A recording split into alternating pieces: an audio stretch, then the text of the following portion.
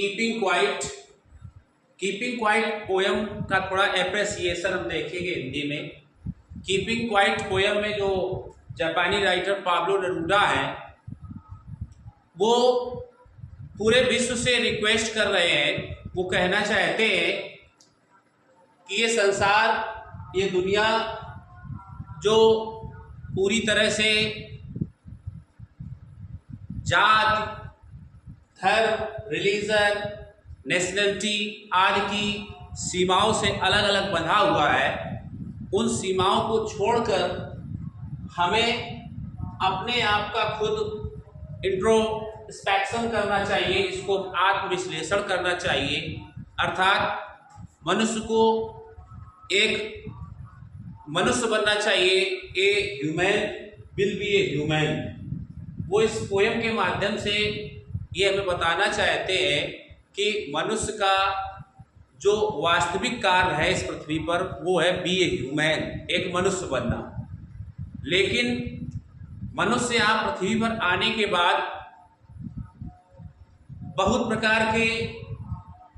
आपस में एक दूसरे से ईर्षा बस, जलन बस, कुंठा बस एक दूसरे की टांग खींचने लगता है। और ये 95 पीपल्स की ये दिक्कत है, खास करके मोस्टली वो लोग जो आज इस कलयुग के समय में देखने में उनका चेहरा, उनका रहन सहन, उनकी बोली भाषा, उनका रवैया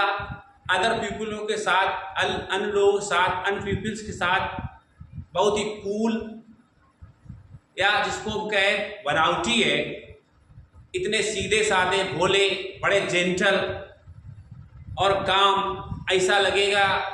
उनका चेहरा देखकर ऐसा लगेगा कि ये बेचारे बिल्कुल बेचारे। लेकिन उनके अंदर या उनको हम किसी अपने खास व्यक्ति या उनके अगर घर पर हम देखें, आपस में परिवार में बात करते हुए देखेंगे तो वो इस प्रकार तब हमें डायरेक्टली तब कहीं ना कहीं पता चलेगा इस व्यक्ति के अंदर एक काले नाग से भी ज्यादा जहर भरा हुआ है। और ऐसा व्यक्ति जब सामने आता है, किसी के सामने लाया जाए, उसको पकड़ा जाए कि तुमने ऐसा किया या किया है, तो तुरंत वो चरण पकड़ लेता है, पैरों में लिपट जाता है कि हमने कुछ नहीं किया और सब किया धरा उसी का, वही कर रहा है। तो कहीं ना कहीं इस कविता के माध्यम से पाब्लो नेरूदा कीपिंग क्वाइट जो पोयम है, इस पोयम के माध्यम से जो पाब्लो नेरूदा है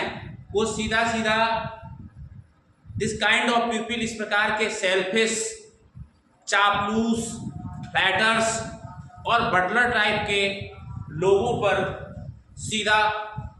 स्ट्राइक कर रहे हैं, प्रहार कर रहे हैं, या उन्हें समझाना चाहते हैं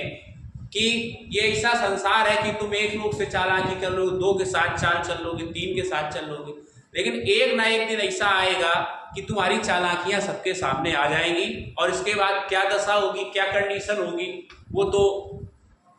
समय और ईश्वर ही जानने वाला है। इसलिए कर्म ऐसे करते रहिए कि अगर उन कर्म जब हमारे सामने आए तो हमें पछताना ना पड़े। कहने का मतलब है कि हम कितने होशियार हो, when at the time is with us we think that we are getting what I want। जब तक समय हमारे साथ होता है तो डायरेक्टली हम समझते हैं कि हम जो कर रहे हैं या जो हम करेंगे वो सफल हो जाएगा या उसमें हम बहुत बुद्धिमान है। और जब समय का तमाचा पड़ता है तो अच्छी अच्छी बुद्धि धरी की धरी रह जाती है,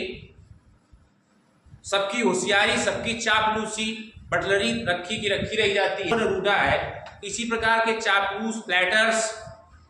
चेहरे से भोले वाले दिखने वाले, अपने आप को बेचारा समाज में घोषित करने वाले लोगों पर सीधा प्रहार कर रहे हैं और उनको ये इंडिकेट करना चाहते हैं सरल भाषा, समय रहते सुधर जाओ, अपने आप को सुधार लो। अदरवाइज जब इस जनता के सामने, समाज के सामने तुम्हारी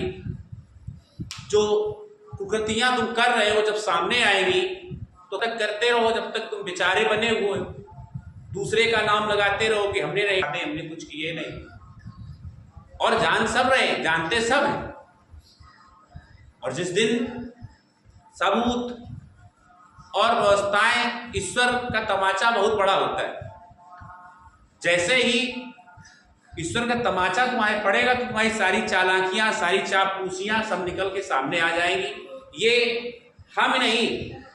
ये पाब्लो नेरुदा भी अपनी इस पोयम कीपिंग क्वाइट के माध्यम से ये बताना चाहते हैं